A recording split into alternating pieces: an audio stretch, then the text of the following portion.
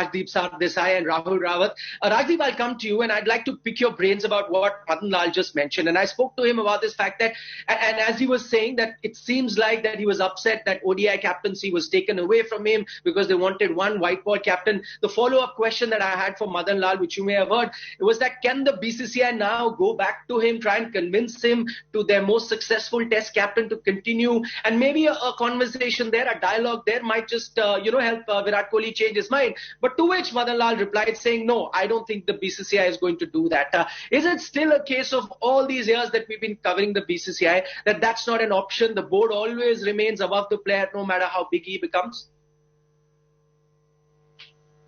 Well, why should that be an option? It's a strange question in that sense to ask, because the fact is Virat Kohli on his own volition has decided that he's had enough as India captain.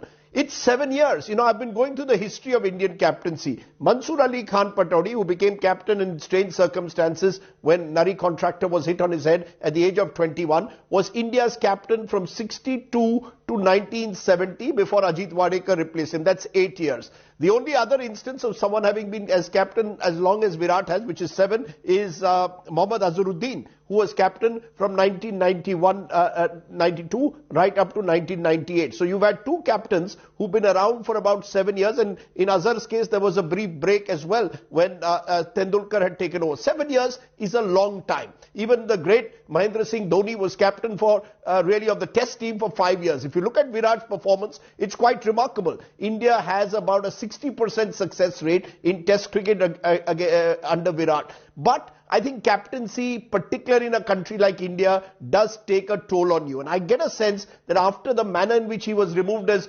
one-day captain, Virat didn't want to go through the same experience or the possible similar experience in being removed as the test captain. So I think he's decided that this is perhaps the right time. He's taken the team as far as he can.